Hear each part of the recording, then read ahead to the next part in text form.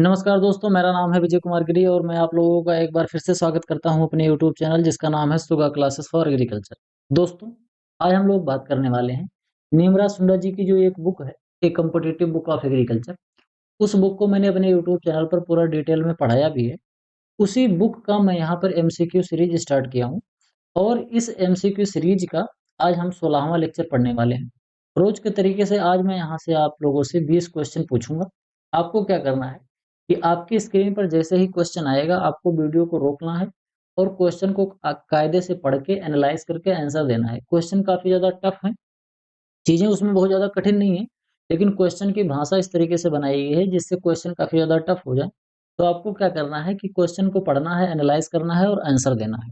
उसके बाद फिर आपने वीडियो वीडियो को क्या करना है, आपको वीडियो को प्ले करना है और फिर आपको देखना है कि मैं किस तरीके से उसको अप्रोच कर रहा हूँ। अगर आपका अप्रोच उसी तरीके से है, क्वेश्चन सही जा रहा है तो कोई दिक्कत वाली बात नहीं है।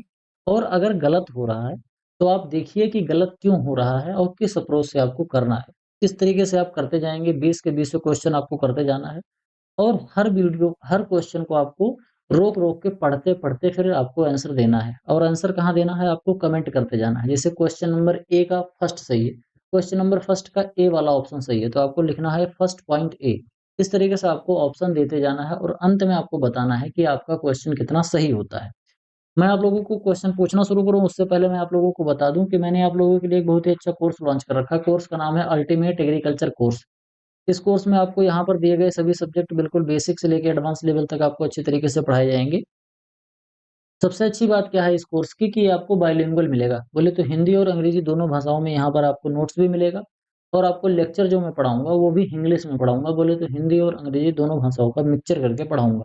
नोट्स जो आपको मिलेगा वो प्रॉपर दोनों भाषाओं में रहेगा, हिंदी में भी रहेगा और अंग्रेजी में भी रहेगा, एक ही साथ दोनों में रहेगा। इससे आपको क्या होगा कि अगर आप हिंदी मीडियम के हो तो भी आप आराम से पढ़ ले जाओगे और अगर आप हिंदी से अंग्रेजी में ट्रांसफर करना चाहते हो अपने आप को कि थोड़ा थोड़ा करके धीरे धीरे मैं माइग्रेट करके इंग्लिश मीडियम में चला जाऊँगा, तो उसको भी आप आराम से इससे कर सकते हो। हिंदी भी दिया रहेगा, अंग्रेजी भी दिया रहेगा, दोनों तरीके से आप पढ़ के अपने को धीरे-धीरे अंग्रेजी भी अपनी और हिंदी भी अपनी दोनों इम्प्रूव कर सकते हो। तो अगर आप इस कोर्स को खरीदना चाहते हैं तो इस क्यूआर कोड को स्कैन करके मात्र ₹1000 का पेमेंट करके आप इसको खरीद सकते हैं। बाकी कोर्स से रिलेटेड किसी अन्य प्रकार की जानकारी के लिए मेरा व्हाट्सएप नंबर है 9792771793। मेरे इस व्हाट्सएप नंबर से आप संपर्क करके कोर्स से रिलेटेड जो भी आपको जानकारी प्राप्त करनी है वो प्राप्त कर सकते हैं। चलिए आगे बढ़ते हैं, देखते हैं सबसे पहला क्वेश्चन क्या है। जब हम सबसे पहला क्वेश्चन देखेंगे तो इसमें कहा जा रहा है कंसीडर द फॉलोइंग स्टेटमेंट। कहने का मतलब यहाँ पर कि यहाँ पर 4 स्टेटमेंट दिए गए हैं। हमको क्या करना है, इन चारों स्टेटमेंट को पढ़ना है, समझना है और बताना है सॉइल इरोजन मेजर और इसके अलावा classification based on the slope और डायमेंशन। दो तरीके के यहाँ पर स्टेटमेंट है। कुछ स्टेटमेंट तो सॉइल इरोजन से संबंधित है और कुछ स्टेटमेंट यहाँ पर हैं classification based on the slope and dimension के आधार पर। आपको इन चारों ऑप्शन को पढ़ना है, चारों स्टेटमेंट्स को, और पढ़ के बताना है कि इन चारों में से कौन-कौन से स्टेटमेंट आपके करेक्ट हैं। तो एक-एक करके मैं पढ़ना शुरू करता हूँ और वैसे साथ में इसको एक्सप्लेन भी करते चलूँगा। ध्यान से समझो क्या कह रहा है कि agronomic measures to reduce erosion are generally recommended where the slope is less than 2%। कह रहा है कि जब हम खेती करते हैं और हमारे खेत में 2% से कम का स्लोप होता है, 2% से कम का ढलान होता है, तो हम जनरली कौन-सा मेथड अपनाते हैं? तो हम एग्रोनॉमिक मेजर अपनाते हैं। एग्रोनॉमिक मेजर अपनाने का क्या मतलब है? हम क्यारी बनाते हैं, छोटे-छोटे मेड़ बनाते हैं और थोड़ा-सा हम लेवलर करने का प्रयास करते हैं। लेवलर से उसको ज़मीन को बराबर करने का प्रयास करते हैं। ये चीज़ें होती हैं कब? जब 2% से कम का स्लोप होता है। तो ये बात हमारी बिल्कुल सही हो जाएगी, इसमें कोई दिक्कत वाली बात नहीं है। आगे देखते हैं अगला क्या कह रहा है। Bench terracing is usually practised on slope ranging from 16% to 33%। कह रहा है कि जो सीढ़ीदार खेती होती है वो आमतौर पर 16 से लेकर 33% तक की ढलान पर करी जाती है।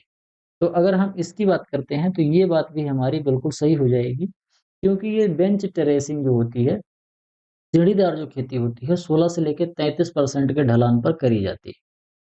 2 हमारे स्टेटमेंट और ये दोनों स्टेटमेंट हमारे स्लोप के क्लासिफिकेशन के बेस पर हैं। इसमें कहा जा रहा है कि जो स्मॉल गुल्ली होती है, तो इसको कई बार गुल्ली लोग पढ़ते हैं और कोई लोग गली पढ़ते हैं, तो जो भी आप पढ़ के समझ पाओ। तो इसमें स्मॉल जो गुल्ली होती है जिसको हम G1 बोलते हैं, सॉरी जिसको हम 2 बोलते हैं, G2, तो ये जो G2 गुल्ली होती है, इसको हम G2 गुल्ली कौन-सी होती है, जब कहीं पर कटाव हो रहा है, पानी का कटाव हो रहा है और उसकी जो गहराई है वो 3 मीटर हो जाए, बोले तो इससे जब पानी का कटाव होता है तो इस तरीके से एक घुल्ली बन जाती है। घुल्ली का मतलब इस तरीके से मिट्टी कटेगा और मिट्टी कटते-कटते क्या होती है, इस तरीके से एक बहुत बड़ी-सी नाली बन जाती है। तो कह रहा है, अगर इस नाली की जो गहराई है वो 3 मीटर हो जाए और यहाँ से लेके यहाँ तक की जो चौड़ाई है, यहाँ से लेके यहाँ तक की, अगर वो 18 मीटर हो जाए तो उसको हम क्या बोलते हैं, स्मॉल गुल्ली बोलते हैं। तो ये भी हमारा स्टेटमेंट बिल्कुल सही हो जाएगा।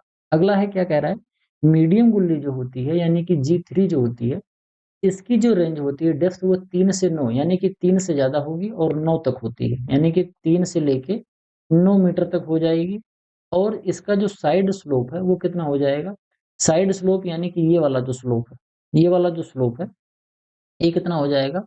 8 से 15% के आसपास हो जाएगा। तो इसको हम क्या बोलते हैं? इसको हम बोलते हैं मीडियम गुल्ली। तो ये बात भी यहाँ पर आपको सही देखने को मिल रही है। तो करेक्ट ऑप्शन कौन-कौन से हैं? हमारे चारों जो स्टेटमेंट हैं वो चारों के चारों सही हैं। तो चारों के चारों हमारे ऑप्शन नंबर डी में मिल रहे हैं। यानी कि हमारा जो ऑप्शन नंबर डी है वो सही हो जाएगा। इतना बड़ा-सा ये क्वेश्चन था, समझ गए? जब इस तरीके का आप क्वेश्चन सॉल्व करोगे तो आपको 1 नंबर मिलेगा। क्वेश्चन बहुत अच्छे लेवल का इसीलिए मैंने यहाँ पर बनाया है। आगे हमारे पास यहाँ पर दिया जा रहा है, यहाँ पर कुछ वेराइटीज़ हैं, कुछ यहाँ पर दिया गया है उन वेराइटीज़ की कुछ कैरेक्टरिस्टिक्स और उनकी कुछ श्रेणियों को दिया गया है। आपको इसको मैच कराना है और मैच करके बताना है कि इनमें से कौन-सा ऑप्शन सही है। चलो करते हैं एक-एक करके। सबसे पहले तो हम देखते हैं हमारा जो वैरायटी है लूनाश्री। तो लूनाश्री किसकी वैरायटी है? लूनाश्री हमारी जो वैरायटी है, ये वैरायटी है सुपर राइस की वैरायटी। तो हमारा लूनाश्री जो है ये सुपर राइस पे चला जाएगा। पूसा जायंट जो वैरायटी है, ये किसकी वैरायटी है? पूसा जायंट जो वैरायटी है, ये वैरायटी है बरसीम की, पपाया की और बरसीम और पपाया के साथ-साथ में ये एक चीज़ की और वैरायटी है और वो चीज़ क्या है? वो है हमारी नेपियर ग्रास। क्या है? नेपियर जो ग्रास है, ये भी नेपियर ग्रास की भी एक वैरायटी है पूसा जायंट। तो हमारा ये भी सही हो जाएगा। पूसा बैसाखी की अगर हम बात करते हैं, तो पूसा बैसाखी किसकी वैरायटी है?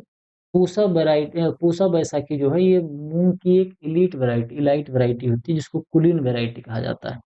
छोटी लेरमा जो वैरायटी है, वो छोटी लेरमा जो वैरायटी है वो 3 तरीके के जो व्हीट के रस्ट होते हैं। कौन-कौन से रस्ट? एक तो स्टेम रस्ट होता है, एक होता है लीफ रस्ट और एक होता है स्ट्रिप स्ट्रिप रस्ट। तो ये तीनों तरीके के जो रस्ट होते हैं स्टेम, लीफ और स्ट्रिप रस्ट, ये तीनों तरीके के जो रस्ट होते हैं, इसके प्रति रेजिस्टेंट होती है छोटी लेयर में वैरायटी गेहूँ की।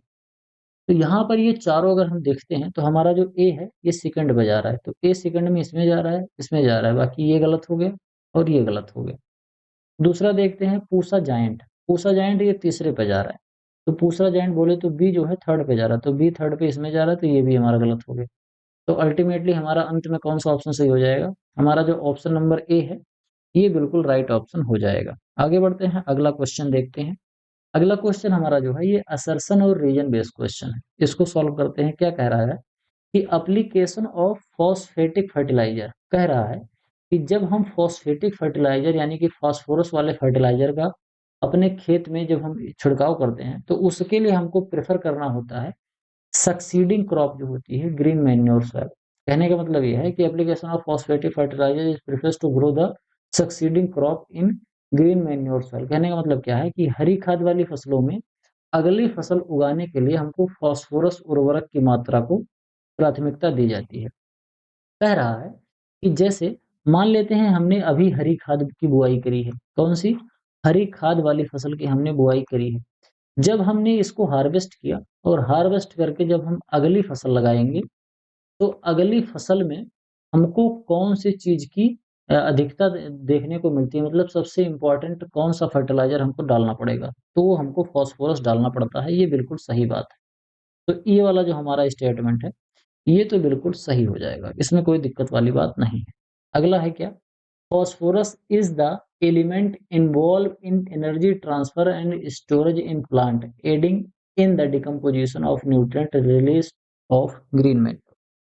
ये कह रहा है कि जो फास्फोरस होता है, फास्फोरस पौधे के अंदर जो एनर्जी बनती है फोटोसिंथेसिस के बाद, उस एनर्जी को एक जगह से दूसरी जगह पर ट्रांसफर करने में इम्पोर्टेंट होता है। और उसके बाद ये जो फास्फोरस होता है, जब ग्रीन मैन्योर की क्रॉप हमारी डिकम्पोज हो रही होती है, तो उसको डिकम्पोज करने में काफ़ी ज़्यादा इम्पोर्टेंट रोल प्ले करता है। तो ये बात भी सही है। तो यानी कि हमारा ऑप्शन नंबर ए और ऑप्शन नंबर बी दोनों सही हो सकता है। अब इसमें हमको एक चीज़ और समझना है कि करेक्टली एक्सप्लेन कर रहा है कि करेक्टली एक्सप्लेन नहीं कर रहा है। तो अगर हम इसको ध्यान से देखेंगे, तो हमारे समझ में आएगा कि हमारा ऑप्शन नंबर ए सही हो जाएगा। क्यों? क्योंकि ये करेक्टली एक्सप्लेन कर रहा है। अब आप पूछोगे सर जी कैसे कर रहा है? तो आप ऐसे समझो कि कह रहा है कि जब हम फास्फोरस डालते हैं, तो फास्फोरस डालने से आसानी से डिकम्पोज़ हो जाती है हमारी ग्रीन मैन्योर क्रॉप। जैसे हमने हरी खाद डाली और हरी खाद के बाद अगली फसल हम लगाएँगे, तो इस हरी खाद का फ़ायदा अगली फसल को तभी मिलेगा जब ये हरी खाद आसानी से जल्दी से डिकम्पोज़ हो जाए। तो जल्दी से और आसानी से डिकम्पोज़ हो जाए इसके लिए हमको फास्फोरस डालना चाहिए। तो इसीलिए फास्फोरस डाला जाता है। तो हमारा असर्शन भी सही है यानी कि अभिकथन जो है वो भी सही है और हमारा जो रीज़न है ये भी सही हो जाएगा। समझ गए? आगे बढ़ते हैं, अगला क्वेश्चन देख लेते हैं। Arrange the following crop in correct order of their centre of origin as prepared by बेबीलो।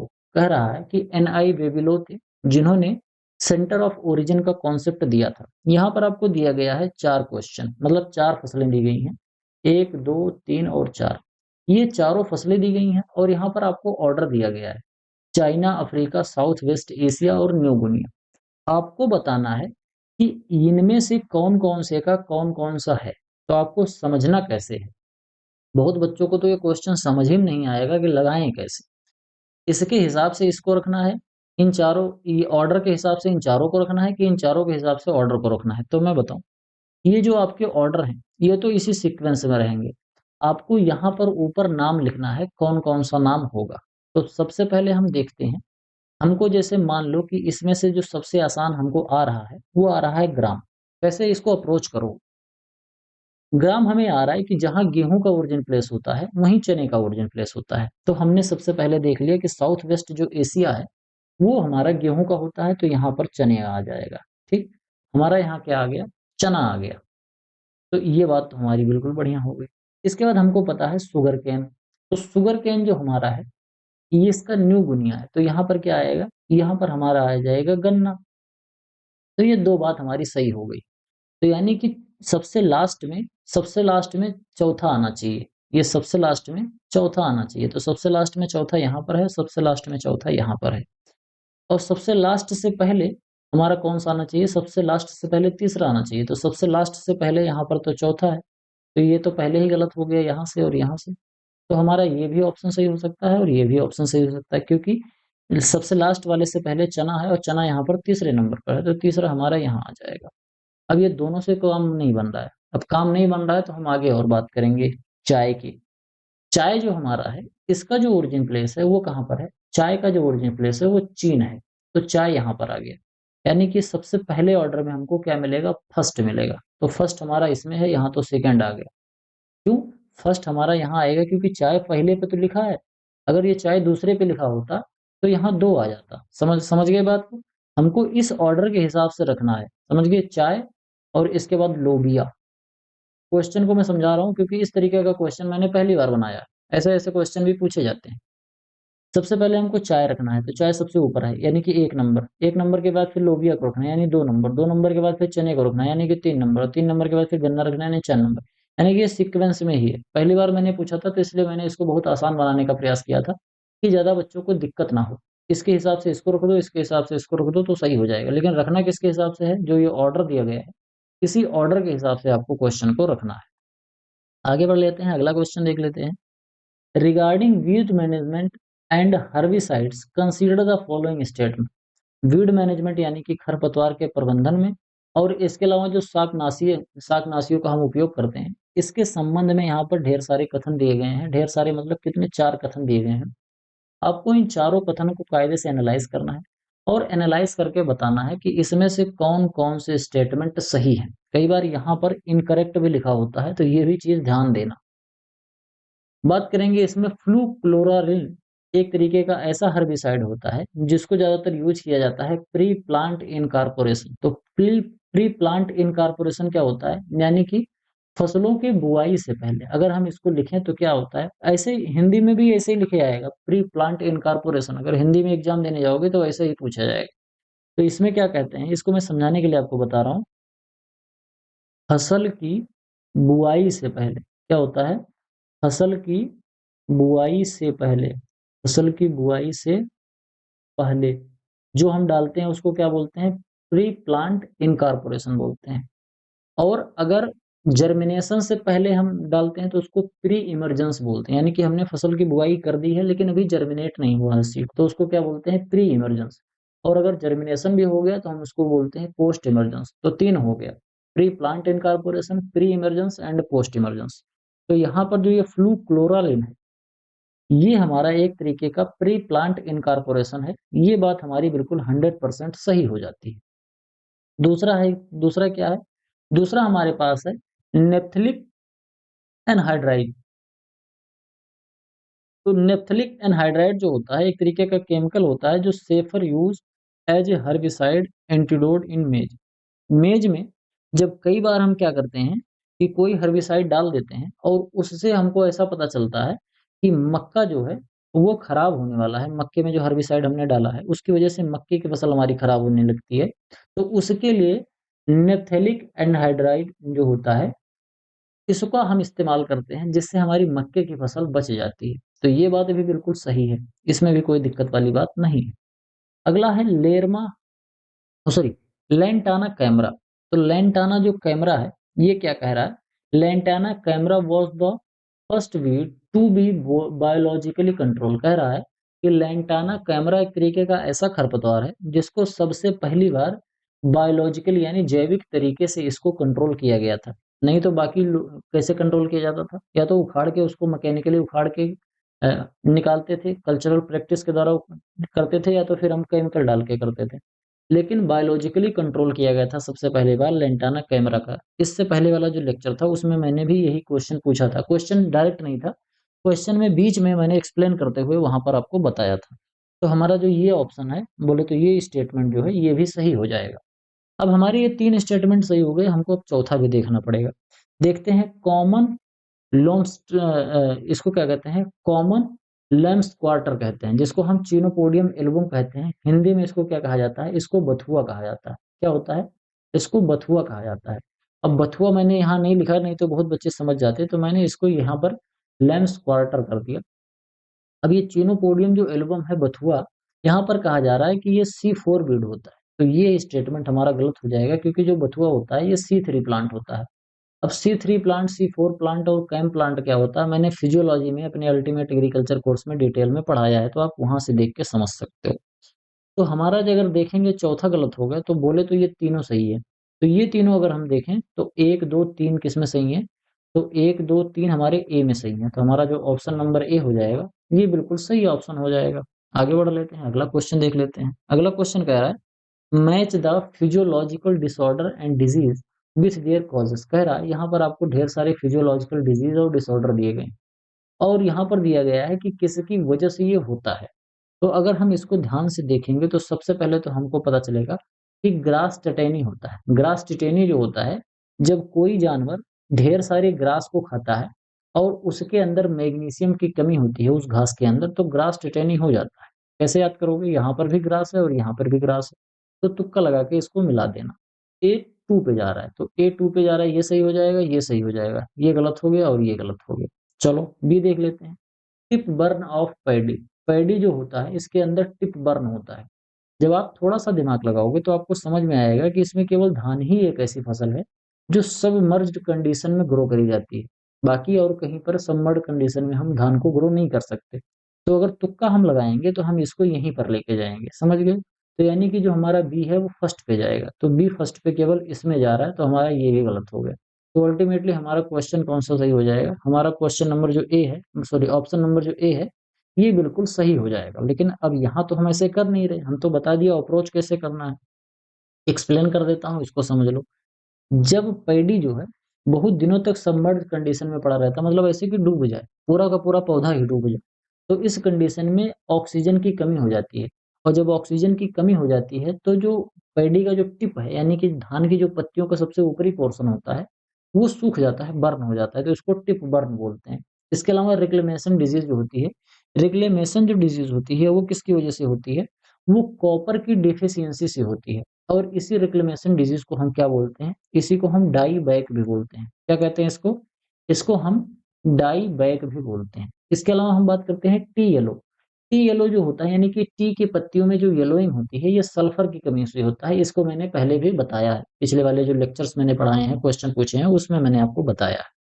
तो हमारा ऑप्शन नंबर ए सही हो जाएगा। आगे देखते हैं अगला क्वेश्चन क्या है। Which of the following statement about agricultural planning and GDP is correct according to the test? कह रहा है कि यहाँ पर जो 4 ऑप्शन दिए गए हैं आपको, इसमें से बताना है कि एग्रीकल्चरल प्लानिंग के हिसाब से इसमें से कौन से आपका जो टेक्स्ट है वो क्या है, वो स्टेटमेंट करेक्ट है।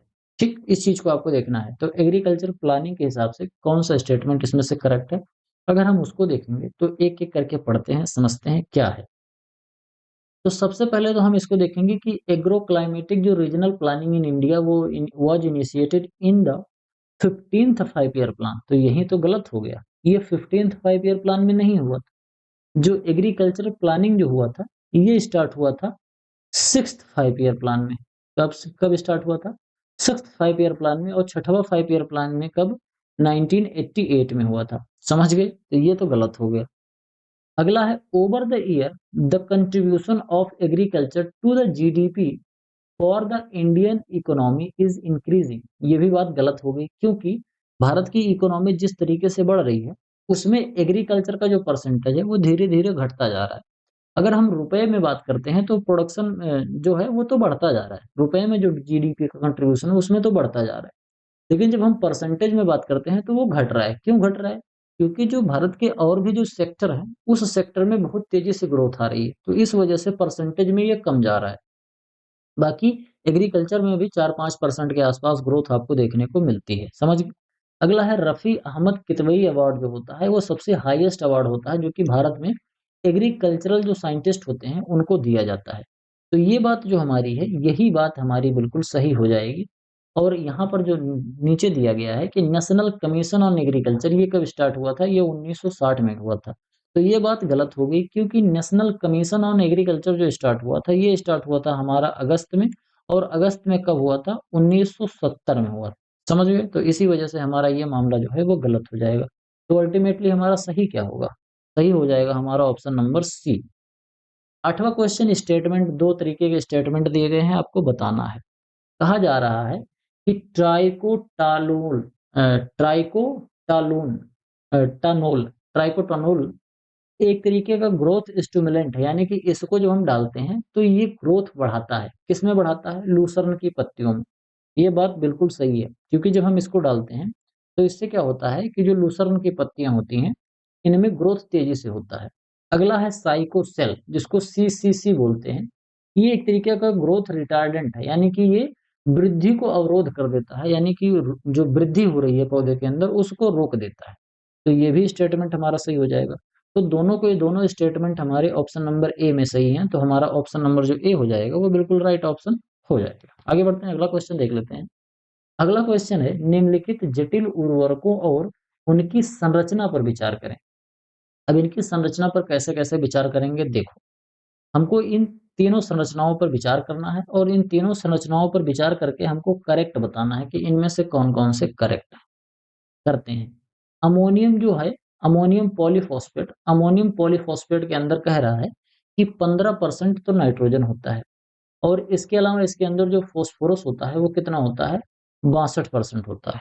तो ये बात जो हमारी है ये बिल्कुल सही हो जाएगी, इसमें कोई दिक्कत वाली बात नहीं है। अगला है ammonium carbonate. Ammonium carbonate is the first product of urea hydrolysis. जब यूरिया का हाइड्रोलाइसिस होने लगता है तो उसमें सबसे पहला जो प्रोडक्ट बनता है वो कौन सा बनता है? वो अमोनियम कार्बोनेट बनता है। ये भी बात हमारी बिल्कुल सही हो जाएगी। अगला है single super phosphate. Single super phosphate जो होता है कंटेंट 16% सल्फर, यही मामला गड़बड़ हो गया, क्योंकि सिंगल सुपर फॉस्फेट में जो सल्फर होता है वो मात्र और मात्र 12% होता है। ठीक, 12% इसके अंदर सल्फर होता है और 16% इसके अंदर क्या होता है, 16% इसके अंदर P2O5 होता है। बोले तो फॉस्फोरस इसके अंदर 16% होता है। तो या तो सल्फर की जगह पे P2O5 लिखा होता है या तो 16 की जगह पे 12 लिखा होता है। तो आपको याद रखना है कि 12% तो सल्फर होता है सिंगल सुपर फॉस्फेट में और 16% P2O5 होता है। भारत में जो राजस्थान है, राजस्थान में जो किसान है, जब वो सरसों की खेती करते हैं तो वहां पर किसानों को कहा जाता है कि आप डीएपी न डालकर सिंगल सुपर फॉस्फेट डालो और साथ में यूरिया की एक बैग डालो। तो इस तरीके से आपका सस्ता भी पड़ेगा और कोई दिक्कत भी नहीं होगी। समझ गए? तो यहाँ पर हम देखें तो हमारा जो ऑप्शन नंबर ए है और ऑप्शन स्टेटमेंट फर्स्ट और स्टेटमेंट सेकंड, केवल यही दो स्टेटमेंट सही है। तो ऑप्शन नंबर जो ए हो जाएगा ये हमारा बिल्कुल राइट ऑप्शन हो जाएगा। आगे देखते हैं 10वां क्वेश्चन क्या है। Match the crop geometry planting pattern with its description. कह रहा है कि यहाँ पर प्लांटिंग पैटर्न दिया गया है जो पौधों को प्लांट करने के तरीके को बता रहा है और यहाँ पर उसका डिस्क्रिप्शन दिया गया, यानी कि उसके बारे में थोड़ी सी जानकारी दी गई है। आपको इसको मैच कराना है और मैच करा के इन चारों ऑप्शन में से एक चीज को बताना है ये कौन सा सही है। देखते हैं सबसे पहला तो हेक्सागोनल। तो हेक्सागोनल अगर हम देखेंगे तो मैक्सिमम प्लांटिंग, हाँ तो हेक्सागोनल तो मैक्सिमम प्लांटिंग के लिए आ जाता है, मैक्सिमम प्लांट पॉपुलेशन। अगर हमने षटकोणीय पैटर्न पर अपने खेतों में पौधे को लगाया है तो सबसे ज्यादा पौधा लगेंगे इसी मेथड से। तो हमारा ए जो है वो फर्स्ट पे चला जाएगा। इसके अलावा देखते हैं पैरेलल क्रॉपिंग। पैरेलल क्रॉपिंग में कंपटीशन नहीं होता है दो फसलों के बीच में, तो यहाँ पर हाँ जीरो कंपटीशन ये मिल गया। तो ये हो गया हमारा different natural habit and zero competition. इसमें कह रहा है अगर हमने दो फसल लगाई है, जैसे मान लेते हैं हमारी जमीन है, हमने दो फसल लगाई है, तो एक फसल की हाइट ज्यादा है और उसकी रूट की ग्रोथ भी नीचे बहुत ज्यादा गहराई तक जा रही है। दूसरी फसल है उसकी हाइट भी कम है और नीचे इसकी ग्रोथ भी कम जा रही है। जब इसकी पीक रिक्वायरमेंट होती है न्यूट्रिएंट की तब इसकी कम होती है और जब इसकी ज्यादा हो जाती है तब इसकी कम हो जाती है। यानी कि दोनों इस तरीके से इनका ग्रोथ पैटर्न होता है कि दोनों आपस में एक दूसरे से किसी भी चीज के लिए कंपटीशन नहीं करते हैं, तो इसको हम पैरेलल क्रॉपिंग कहते हैं। अगला है मल्टी स्टोरेज क्रॉपिंग। इसमें डिफरेंट हाइट होना चाहिए, तो यह डिफरेंट हाइट है। यानी कि इसमें जब हम फसलों को बोते हैं तो जैसे मान लेते हैं ये हमारा जमीन है, एक फसल ऐसी है, एक फसल इतनी, एक फसल इतनी, एक फसल इतनी। जैसे हमने क्या कर दिया, कोकोनट कर दिया, कोकोनट कर दिया। कोकोनट के बाद फिर हमने क्या लगा दिया, पपाया लगा दिया। पपाया के बाद हमने क्या लगा दिया, टर्मरिक लगा दिया। और टर्मरिक के बाद हमने क्या लगा दिया, काली मिर्च लगा दी, ब्लैक ब्लैक पेपर लगा दिया। तो एक दो तीन चार, चार फसलें हमने एक साथ लगा दी और सबकी हाइट अलग अलग। सबसे लंबा हमारा कोकोनट होगा, फिर उससे छोटा पपाया होगा, फिर उससे छोटा टर्मरिक होगा जो कि जमीन में कंद लगेगा इसका। और इसके बाद जो हमारा ब्लैक पेपर होता है एक तरीके की लता होती है और ये लता जो होगी ये हमारे कोकोनट के पौधे पर चढ़ जाएगी। तो इसको हम क्या कहते हैं, मल्टी स्टोरेज क्रॉपिंग इसको कहते हैं। तो इसके अलावा देखते हैं, इसमें चला गया था ये, इसमें चला गया था, मल्टी स्टोरेज क्रॉपिंग हमारा इसमें चला गया था, तो बचा क्या, प्लांट रेक्टेंगुलरिटी। यानी कि प्लांट के जो रेक्टेंगुलरिटी होती है ये क्या होती है, प्लांट टू प्लांट डिस्टेंस और रो टू रो डिस्टेंस का जो रेशियो होता है उसी को कहते हैं। समझ गए? तो अगर हम देखेंगे तो ये बिल्कुल सीधे सीधे मैच हो गए। तो सीधे सीधे मतलब ए का फर्स्ट पे जा रहा है, बी का सेकंड पे जा रहा है, सी का थर्ड पे जा रहा है, डी का फोर्थ पे जा रहा है। तो हमारा ऑप्शन नंबर जो पहला है यही सही हो गया। समझ गए? आगे बढ़ लेते हैं, अगला क्वेश्चन देख लेते हैं।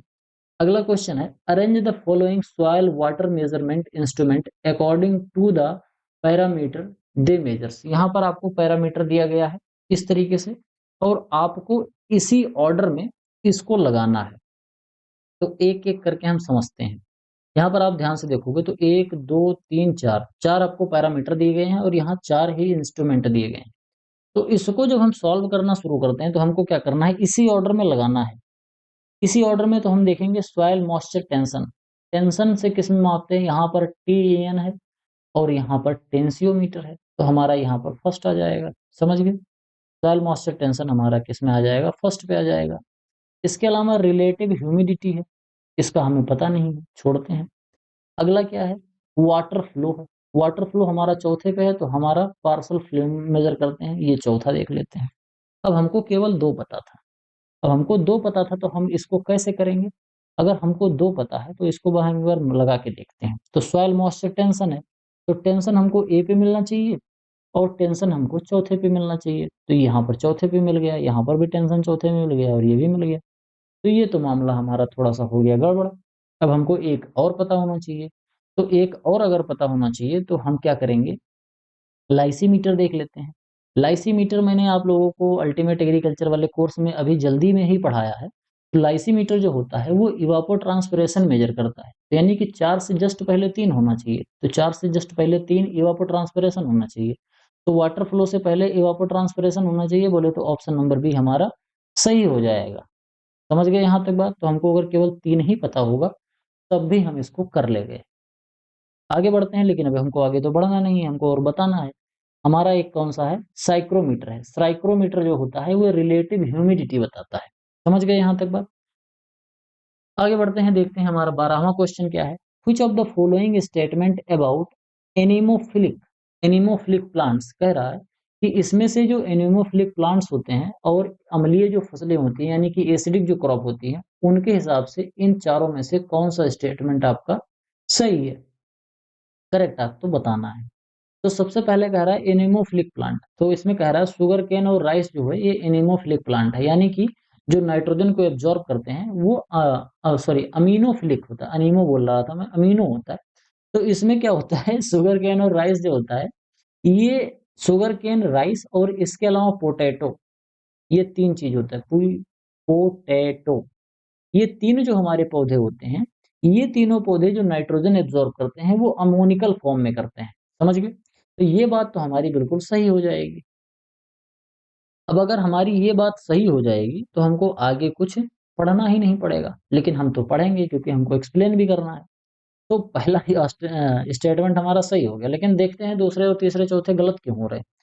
इसमें कह रहा है कि most field crop require slightly alkaline, कह रहा है कि इसमें ज्यादातर जो फसलें होती हैं वो स्लाइटली एल्कलाइन कंडीशन का मांग करती हैं इस अपने ऑप्टिमम ग्रोथ के लिए। तो ये बात बिल्कुल गलत हो जाएगी। क्यों गलत हो जाएगी? कि अमोनिकल जो फर्टिलाइजर होते हैं इनको हम डालते हैं शुगर केन, राइस और पोटैटो में, और ये सभी की सभी जो फसलें होती हैं या तो ये न्यूट्रल सॉइल में ग्रो होती हैं और या तो स्लाइटली एसिडिक सॉइल में ग्रो होती हैं। तो ये 6.5 से लेकर 7 पीएच के बीच वाली हैं। तो यहाँ पर ये मामला गलत हो जाएगा। अगला है cultivated crop are mostly basic in nature. Basic nature की कोई भी फसल नहीं होती है, सभी की सभी या तो अम्लीय होंगी या तो न्यूट्रल होती हैं, यानी कि क्षारीय नहीं होती हैं। आगे है हमारा uh, aminophilic plants prefer nitrogen in the form of nitrate. ये नाइट्रेट वाली भी बात गलत हो गई क्योंकि अमोनिकल फॉर्म में लेते हैं, मैंने शुरू में ही बोला था। नाम से ही पता चल रहा है अमीनोफिलिक। तो अमीनोफिलिक है तो यानी कि अमोनिकल फॉर्म में लेंगे तो ये बात भी गलत हो जाएगी। तो हमारा ऑप्शन नंबर जो ए है केवल वही सही होगा। आगे बढ़ लेते हैं, देखते हैं असर्शन और रीजन बेस्ड क्वेश्चन है। कह रहा है कि काउलिन जो होता है इसको एक रिफ्लेक्टिंग टाइप का एंटी ट्रांसपेरेंट कहते हैं। ये एग्जैक्ट मैंने इस क्वेश्चन को एक बार पीछे भी एक्सप्लेन किया था पिछले वाले लेक्चर्स में। तो ये जो हमारा है ये बिल्कुल सही हो जाएगा, इसमें कोई दो राय वाली बात नहीं है। जब हम काउलिन का हम छिड़काव करते हैं अपनी पत्तियों पे तो पत्तियों के ऊपर एक पतली सी लेयर बन जाती है और वो लेयर जो होती है बहुत चमकदार सी होती है। तो उस पे जब सनलाइट पड़ती है तो ज्यादातर सनलाइट क्या हो जाती है, रिफ्लेक्ट हो जाती है, जिससे जो पत्ती का टेम्परेचर है वो बढ़ता नहीं है और मॉइस्चर इसके अंदर सुरक्षित बना रहता है। अगला है पीएमए, फिनाइल मर्क्यूरिक एसीटेट जो होता है वो स्टोमेटा क्लोजिंग टाइप का एक एंटी ट्रांसपेरेंट होता है। यानी कि जब हम फिनाइल मर्क्यूरिक एसीटेट का छिड़काव करते हैं तो पत्तियों का स्टोमेटा जो होता है वो बंद हो जाता है, तो इससे वाष्पोत्सर्जन जो होता है वो कम हो जाता है। तो ये भी स्टेटमेंट हमारा सही हो गया। यानी कि या तो ए सही होगा या तो बी सही होगा। अब इसमें देखते हैं कि दोनों में से तो एक ही सही होना है। तो आप अगर इसको ध्यान से देखोगे, तो ये इसमें जो फिनाइल मर्क्यूरिक एसीटेट लिख रहा है, ये बिल्कुल अलग बात है और काउलिन जो लिख रहा है, ये बिल्कुल अलग बात है। दोनों का आपस में कोई संबंध है? दोनों हैं तो एंटी ट्रांसपेरेंट ही, लेकिन क्या इसको अगर हम चेंज करेंगे तो इसके अंदर कोई चेंज आएगा? दोनों आपस में रिलेटेड तो है नहीं डायरेक्टली। अगर मान लो जैसे फिनाइल मर्क्यूरिक एसीटेट है, इसके अंदर कोई एक ऐसी क्वालिटी है जो कि काउलिन की क्वालिटी को अफेक्ट करे? ऐसा तो है नहीं। तो इसीलिए हम कहेंगे कि ये दोनों स्टेटमेंट हमारे ट्रू हैं लेकिन करेक्टली एक्सप्लेन नहीं हो रहा है। तो ऑप्शन नंबर जो हमारा बी है ये हमारा अल्टीमेटली बिल्कुल सही ऑप्शन हो जाएगा और ये ए जो है हमारा गलत हो जाएगा। आगे बढ़ लेते हैं, 14वां क्वेश्चन देख लेते हैं। कह रहा है डोलड्रम, डोलड्रम और इसके अलावा बोल रहा है inter tropical convergence zone. Doldrum और इंटर ट्रॉपिकल कन्वर्जेंस जोन जो होता है वो क्या होता है? High pressure area near poles, low pressure area near equator, area with maximum ozone concentration, या फिर एरिया विथ नो रेनफॉल। तो डोलड्रम जो होता है, डोलड्रम उस एरिया को बोलते हैं जहां पर हमारा इक्वेटर होता है और वहां पर लो प्रेशर बन जाता है, यानी कि जो हमारी भूमध्य रेखा होती है उसके पास जब निम्न दबाव का क्षेत्र बन जाता है तो उसको हम क्या बोलते हैं? उसको हम डोलड्रम बोलते हैं, और इसी को बोलते हैं इंटर ट्रॉपिकल कन्वर्जेंस जोन बोलते हैं। आगे देखते हैं हमारा 15वां क्वेश्चन क्या है। Which of the following crop rotation और crop behaviours involve decent fruits? कह रहा है कि इसमें से डिसेंट फ्रूट कौन से क्रॉप रोटेशन में और क्रॉप बिहेवियर में हमको देखने को मिलता है? तो कह रहा है इसमें अगर हम देखेंगे तो फ्रूट सेट्स, इसमें कह रहा है कि fruit that split open in A in A characteristics manner at maturity. कह रहा है कि जब पौधे का फ्रूट जो है वो मैच्योर हो जाता है तो वो फट जाता है मैच्योरिटी के टाइम पर, ये बात बोल रहा है। तो इसको हम क्या बोलते हैं? इसको हम डिसेंट बोलते हैं। तो ये बात जो हमारी है, ये बात हमारी बिल्कुल सही हो जाएगी। समझ गए? तो इसमें जो हमारा ऑप्शन नंबर ए है ये बिल्कुल सही होगा। इस तरीके से आपको कहाँ पर देखने को मिलता है? इस तरीके से आपको देखने को मिलता है भिंडी में। जो हमारी भिंडी की फसल होती है जब ये पकती है तो खुल जाती है। कपास जो है, कपास भी पकता है तो खुल जाता है। इसके अलावा हमारी जो पोड्स होती हैं, पॉड्स, पॉड्स समझते हो? यानी कि फली, फली वाली फसलें, फली वाली फसल, फली वाली फसल, फली वाली फसल का मतलब दाल। आप लोग देखो, कोई भी दाल हो, अगर आपको उसको बहुत दिनों तक अब हार्वेस्ट नहीं करोगे तो क्या होगा? दाल अपने आप उसमें फटने लगती है, उसकी फलियां टूटने लगती हैं। तो ये सभी जो होते हैं, इन सभी को हमको बोलते हैं डिसेंट बोलते हैं। तो डिसेंट क्या होता है? ऐसे फल होते हैं जो मैच्योरिटी के बाद फट जाते हैं और उनके जो अंदर के सीड्स होते हैं वो स्प्लिट हो जाते हैं। Fruit that remain close at maturity, ये तो होगा नहीं क्योंकि वो तो हो गया। Fruit grown in dry land farming, dry land farming में जिसको ग्रो करते हैं उसको हम एरिड फ्रूट्स कहते हैं।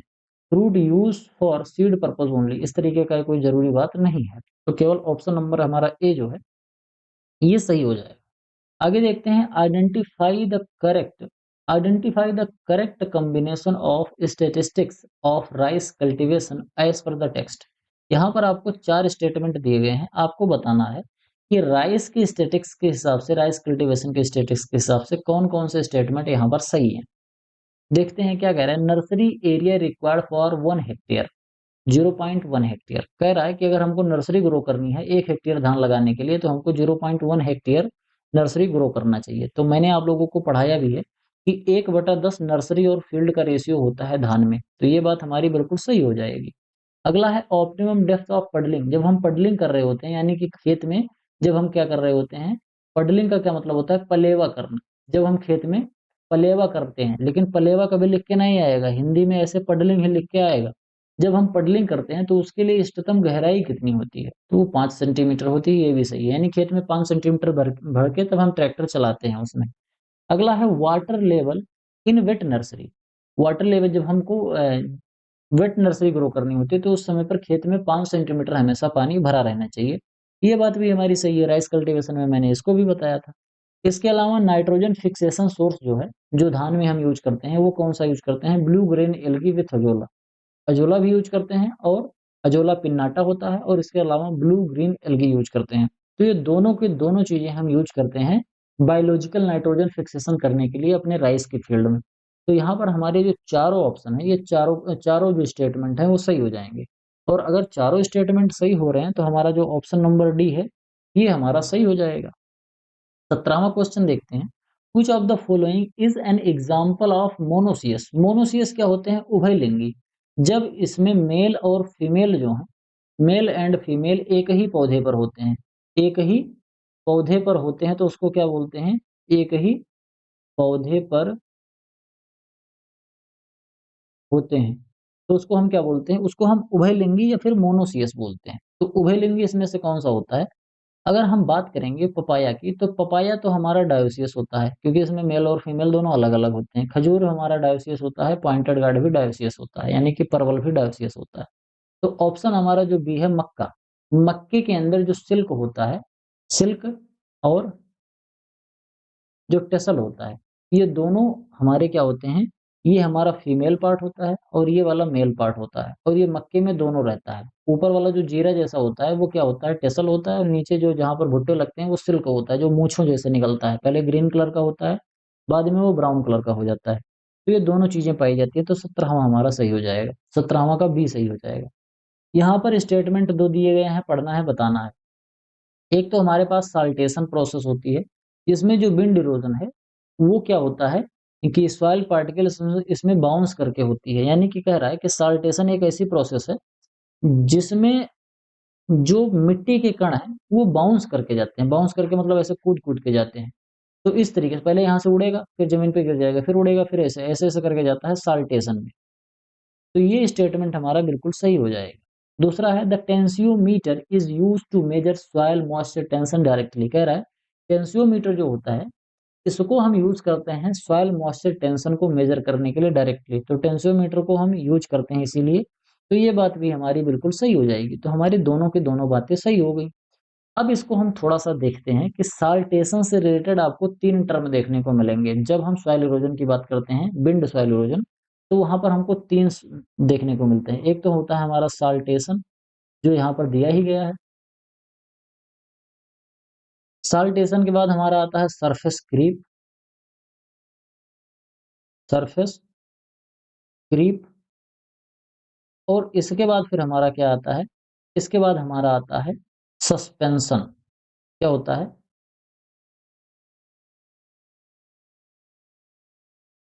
सस्पेंशन होता है। समझ गए? अब इसको एक-एक करके समझते हैं। जब हमारे जो मिट्टी के कण हैं, ये कैसे होते हैं?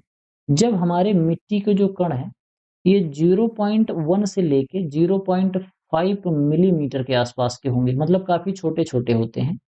तो ये जो होते हैं, ये उड़ते हैं कैसे? ऐसे बाउंस करके जाते हैं। बाउंस करके मतलब ऐसे उड़ेंगे और थोड़ी दूर जाके फिर ज़मीन पर गिर जाएँगे, फिर उड़ेंगे, फिर गिर जाएँगे, फिर उड़ेंगे, फिर गिर जाएँगे। तो इस तरीके से जाते हैं, तो इसको हम क्या बोलते हैं? इसको हम साल्टेशन बोलते हैं। सरफेस क्रीप, जो पार्टिकल्स जो होते हैं, ऐसे जो पार्टिकल्स होते हैं, जो कि 0.5 मिलीमीटर से ज़्यादा बड़े होते हैं, तो ये उड़ेंगे तो है ही नहीं, हवा में इतनी आसानी से तो ये उड़ नहीं पाएँगे। तो ये ज़मीन पर ऐसे ढिमलाते हुए जाते हैं। ढिमलाते हुए समझते हो? मतलब ऐसे रेंगते हुए जाएँगे। और इसके अलावा हमारा सस्पेंशन होता है। सस्पेंशन में वो आते हैं, जिनका पार्टिकल साइज़ कितना होता है, जिनका लेस देन 0.1 मिलीमीटर, यानी कि जो बहुत छोटे-छोटे होते हैं, वो सस्पेंशन में जाते हैं। क्या होता है उसमें? इसमें जो मिट्टी के कण होते हैं, इतने छोटे होते हैं कि ये एक बार हवा में उड़ते हैं, बहुत दूर तक उड़ते-उड़ते जाके तब कहीं गिरते हैं। आप लोगों ने देखा होगा कि जब कोई बाइक वाला जाता है या कोई फोर व्हीलर वाला जाता है, या जो आपको इधर-उधर देखने को मिलता है धूल के कण हवा में, बहुत ज़्यादा गंदी सी आपकी हवा देखने को मिलती है, वायु प्रदूषण का जो काम करता है, तो उसके अंदर जो धूल के कण होते हैं, वो यही 0.1 मिलीमीटर वाले होते हैं, सस्पेंशन वाले। अब हम जब विंड इरोजन की बात कर रहे हैं, तो विंड इरोजन में साल्टेशन, सरफेस क्रीप और सरफेस जो सस्पेंशन है, ये तीनों कितना-कितना परसेंटेज में सॉइल इरोजन करवाते हैं। तो जितना भी विंड इरोजन होता है, केवल विंड इरोजन का परसेंटेज बता रहा हूँ। तो इसमें जो विंड इरोजन होता है, उसमें से जो लगभग-लगभग 50 से जो 90% जो हमारा होता है, 50 से लेके 90% जो हमारा सॉइल इरोजन होता है, विंड द्वारा, ये किससे होता है? ये हमारा हो जाता है साल्टेशन के द्वारा, समझ गए? तो सबसे ज़्यादा किससे द्वारा होता है? साल्टेशन के द्वारा ही हमारा सबसे ज़्यादा विंड इरोजन होता है। और सबसे कम किसमें होता है? सबसे कम हमारा होता है सरफेस क्रीप के द्वारा, समझ गए? आगे हम बात करते हैं, अगला क्वेश्चन देखते हैं। Which crop holds the distinction of having the first all India coordinated research project? कह रहा है कि पहली बार ऑल इंडिया कोऑर्डिनेटेड प्रोजेक्ट जो स्टार्ट किया गया था, वो कौन सी फसल का था? तो इसको मैंने बहुत बार बताया है, आपका मेज जो है 1957 में all India coordinated research project on मेज स्टार्ट किया गया था। तो हमारा जो ऑप्शन नंबर सी हो जाएगा, ये बिल्कुल आपका राइट ऑप्शन हो जाएगा। आगे देखते हैं, हमारा 20वां और अंतिम क्वेश्चन है। एक चीज़ और बताऊँ 20वाँ क्वेश्चन पढ़ाने से पहले, अगर आपको वीडियो पसंद आ रही है, मेरा पढ़ाना आपको पसंद आ रहा है क्योंकि मैं रात को 1 बजे वीडियो रिकॉर्ड कर रहा हूँ। तो अगर आपको मेरी मेहनत अच्छी लग रही है, तो एक बार वीडियो को लाइक करके एक अच्छा-सा कमेंट ज़रूर करके सब्सक्राइब करके दोस्तों के साथ शेयर कर दीजिए। देखते हैं अपना 20वाँ क्वेश्चन क्या है। 20वाँ क्वेश्चन है ब्लैक ग्राम। ब्लैक ग्राम जो है, यहाँ पर आपको फसल दिया गया है और यहाँ पर दिया गया है उनकी किस्म या उनकी विशेषता दी गई है। तो यहाँ पर सबसे पहले हम देखते हैं कि हमको ज़्यादा पता नहीं है। तो हम अगर ज़्यादा नहीं पता है हमको, तो हम क्या करेंगे, सबसे पहले तो हम इसमें देखेंगे ग्रीन रिवॉल्यूशन लिखा है। तो ग्रीन रिवॉल्यूशन में हमको सबसे पहले पता चलेगा कि गेहूँ है। एचडी 2329 जो वैरायटी है, इसने ग्रीन रिवॉल्यूशन में बहुत ही अच्छा रोल प्ले किया था। इसकी मदद से भारत में ग्रीन रिवॉल्यूशन शुरू हुआ था क्योंकि बहुत प्रोडक्शन देती थी। तो ये तो हमारा हो गया गेहूँ। इसके अलावा हम देखते हैं, तो हमारा जो ब्लैक ग्राम है, ब्लैक ग्राम की जो वैरायटी है T9 है और पंत यू 29 है। ये भी हमारी वैरायटी ब्लैक ग्राम की है। इसके अलावा जो पूसा बैसाखी वैरायटी है, पूसा बैसाखी हमारी मूंग बीन की वैरायटी है। तो हमारा ये मूंग बीन पे चला गया पूसा बैसाखी। तो बचा क्या? फिर हमारा ये बचा मोठ, तो आरएमओ जो है, ये आरएमओ 40 पे चला गया। तो ये सीधा-सीधा मैच हो गया। अब अगर आपको सही बताऊँ तो इसमें मुझे कितना याद था? एक तो ये याद था और एक ये याद था और बाकी कौन-सा याद था मुझे? बाकी ये वाला याद था। केवल इतना ही हमें याद था। इसके अलावा एक जो बच गया तो इसको मैंने इसे तुक्के से मिला दिया। तो इसी तरीके से आपको यहाँ पर देखने को मिलेगा। बाकी इसका एक्सप्लेनेशन कुछ करना ही नहीं है क्योंकि इसमें कुछ है ही नहीं। तो इसी तरीके से आप भी इन क्वेश्चंस को सॉल्व कर सकते हो। बाकी वीडियो पसंद आई हो तो वीडियो को लाइक करो, चैनल को सब्सक्राइब करो, दोस्तों के साथ शेयर करो, एक अच्छा सा कमेंट ज़रूर लिखो। और बाकी अगर एक बार आप अच्छे से पढ़ना चाहते हो, इधर-उधर भटकने से अच्छा है एक बार डिटेल में आप अच्छे से पढ़ लो, बेसिक से लेके एडवांस लेवल तक। फिर बाद में जिस भी एग्ज़ाम में बैठना है वहाँ पर जाओ और झंडे गाड़ दो। तो उसके लिए आप मेरा व्हाट्सएप नंबर है 9792771793, उस पर संपर्क करके कोर्स से रिलेटेड जो जानकारी प्राप्त करनी है प्राप्त कर लो। हिंदी में भी बहुत डिटेल में पढ़ाया गया है और अंग्रेजी में भी। दोनों भाषाओं में पढ़ाया गया है और आपको जो पीडीएफ मिल रहा है वो भी दोनों भाषाओं में मिलेगा। तो आप खरीद के अच्छे तरीके से पढ़ाई कर सकते हो। आपको इधर-उधर कहीं भटकना नहीं है। ऐसा भी नहीं करना है कि इसके लिए ये कोर्स खरीदो, उसके लिए वो कोर्स खरीदो, इसके लिए ये कोर्स खरीदो। कोर्स थोड़ा-सा लंबा है, लेकिन एक ही बार में पढ़ोगे, एक ही समस्या में, एक ही पेन में पढ़ने में थोड़ी मेहनत होगी, काफ़ी ज़्यादा लंबा कोर्स है। उसको पढ़ोगे एक ही बार में पढ़ लेने के बाद आपको एग्रीकल्चर में कोई आपके हाथ नहीं पकड़ सकता, इतनी अच्छी तरीके से वहाँ पर पढ़ाया गया है। मिलते हैं किसी दूसरी वीडियो में, तब तक के लिए इजाज़त दीजिए। धन्यवाद।